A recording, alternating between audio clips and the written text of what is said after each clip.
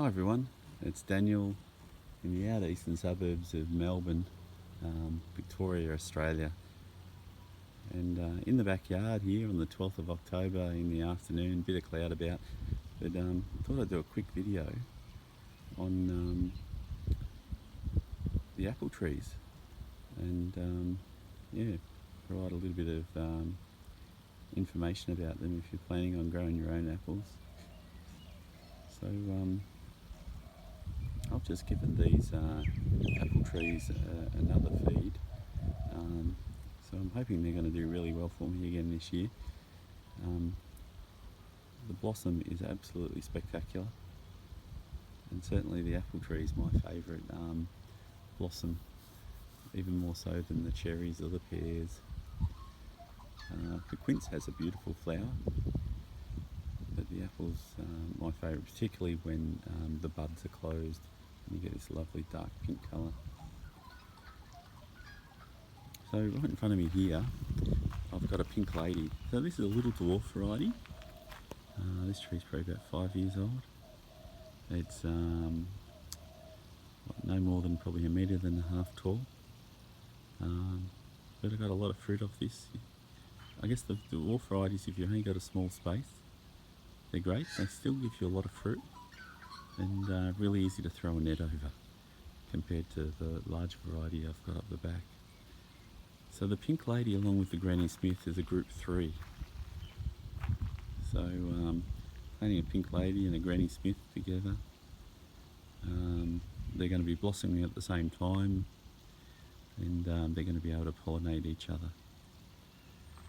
So next I've got a Granny Smith just a little bit further up, but next I've got a Golden Delicious, which is a group 4 or group D, so sometimes group 3 is a group C, called a group C. And so you can see here there's nowhere near the blossom on this yet, and in fact most of the blossom is really tightly closed. So a beautiful eating fruit, the Golden Delicious. Absolutely love these apples.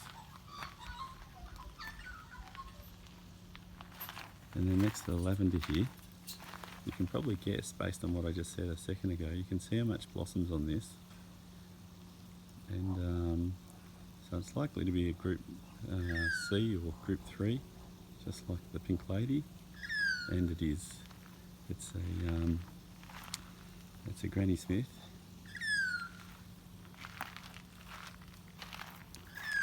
And the bees are really working this blossom. You can see in the back of his legs. There's another bee right next to him too. The back of his legs. Oops, there it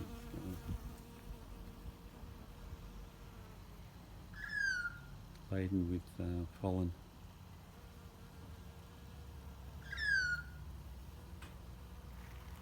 So the bees have been all over this tree all day, doing an amazing job for me, no doubt.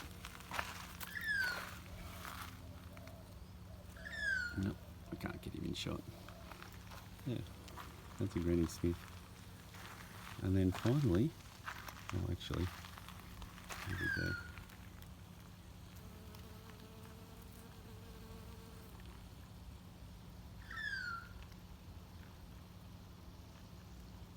You can really see the pollen on the back of the legs there.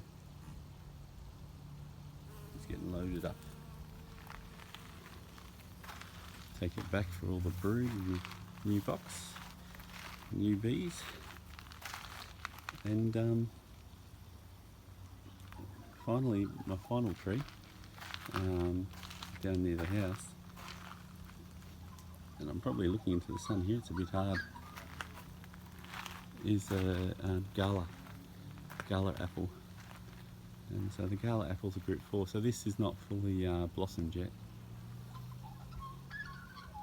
This tree, I think I got, I netted this tree last year and I think I probably got at least 50 apples off it. So it's probably about maybe 1.80 metre, 1.90 high, something like that. So quite a small tree, dwarf tree.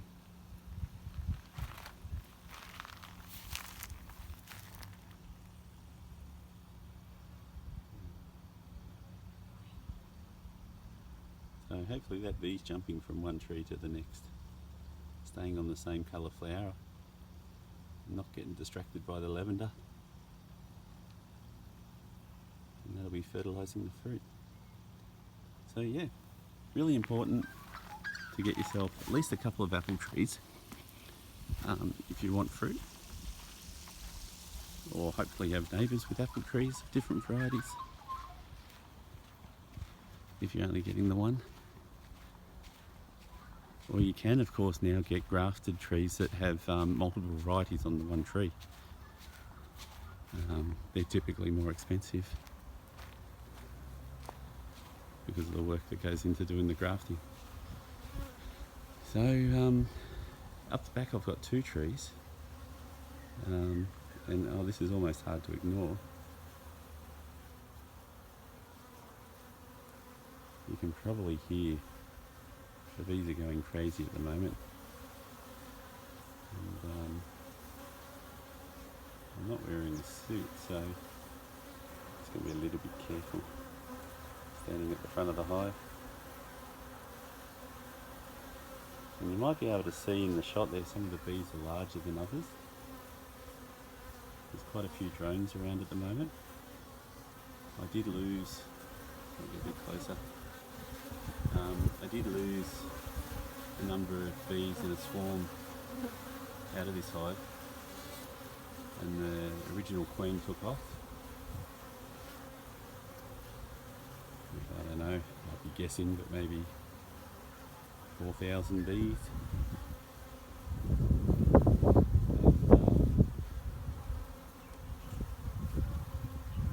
And there's a new virgin queen in here at the moment.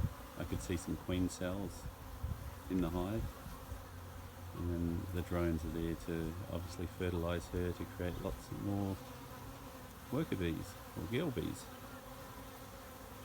And so the boy bees don't do much, the bigger bees, except to do the fertilisation. So yeah, there's quite a lot of them at the moment. So anyway, back to the apple trees.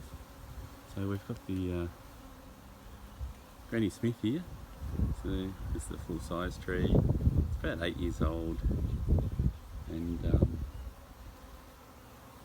was absolutely prolific last year.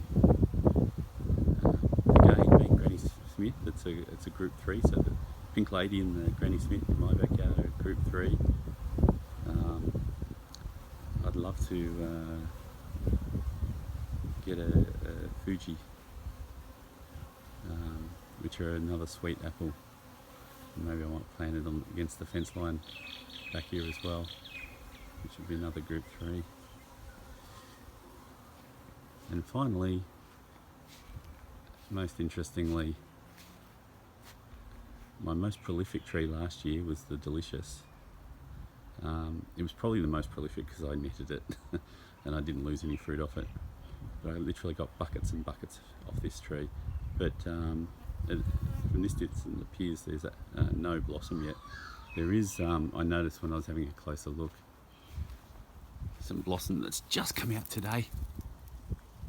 Might be really hard to see in here.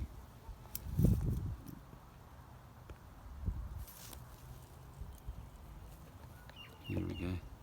It's so dark. There's a little bit more there somewhere.